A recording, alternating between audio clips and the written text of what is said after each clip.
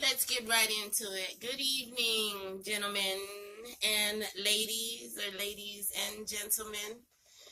Okay, we're going to speak about the enemy today. Three parts of the enemy: world, okay, devil is the one, okay, self, okay, devil, that's the two, okay, Satan, devil, the three.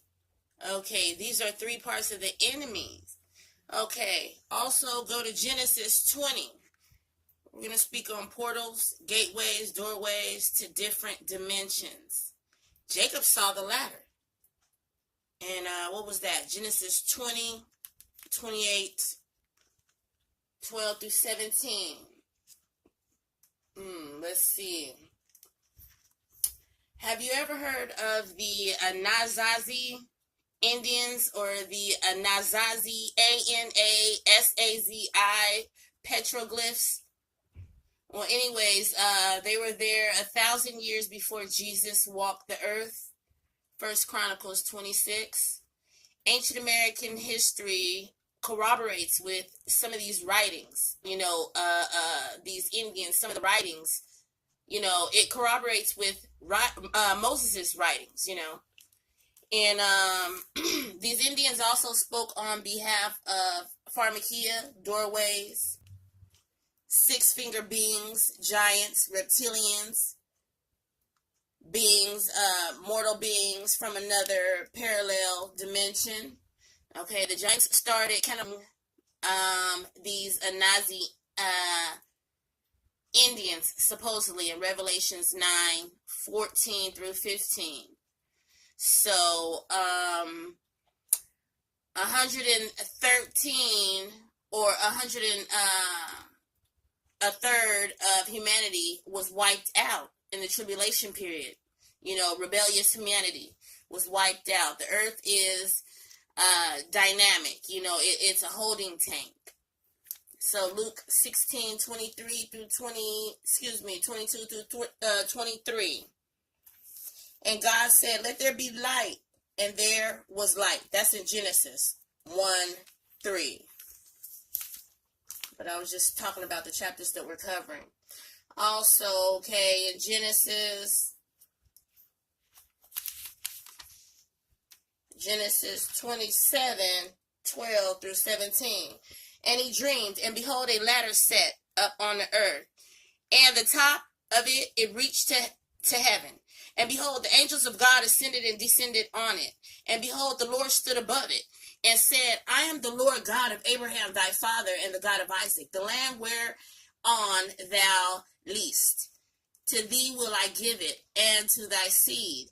And thy seed shall be as the dust of the earth, and thou shalt spread abroad to the west, and to the east, and to the north, and to the south, and in thee and in thy seed shall all of the families of the earth be blessed.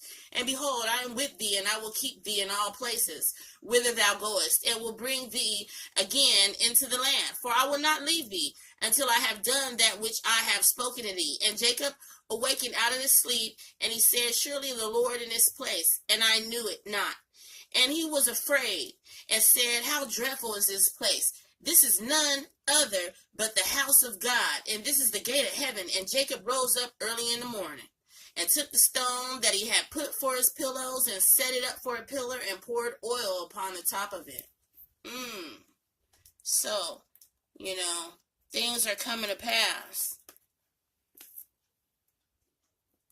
Also at Revelations 1:18, when Jesus was resurrected, he brought back the keys to death, hell, and the grave. So not only are these gates there, not only are these gates theirs, but, Jesus has the keys to all of them. Nowadays, think about CERN. CERN is in the southern eastern France. It's 17 miles long. It's a tunnel beneath the ground. I guess you could describe it as a large particle collider, like a colander. And it collects particles, protons, and scientists are looking for gravitons, things to burst apart to know what they are. That's in Genesis 1:3, and that's what I was just reading earlier.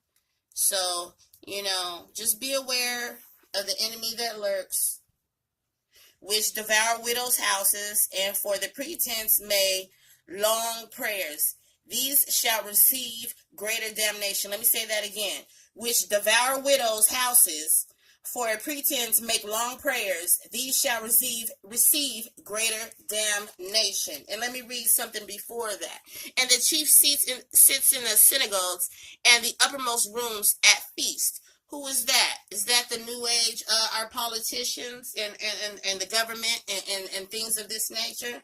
I think so. Okay. Yeah, I think so. It's an awakening here. Things are starting to arise and wake up. Basically what the scientists are looking for, they're looking for God's voice. Things they're not supposed to be touching, the Nephilim. The Pope, he's the number 112. He's the 112th Pope, and his name is Pope France. And the Pope is coming to the White House soon. So the awakening is already here. And it came to pass that the beggar died and was carried by the angels in Abraham's bosom. The rich man also died and was buried. And in hell he lifted up his eyes, being in torment, and seeth Abraham afar off, and Lazarus in his bosom. That's powerful, huh? Okay, could Washington, D.C. be one of the most powerful gateways in the world? I think so. Think about it. End time prophecy.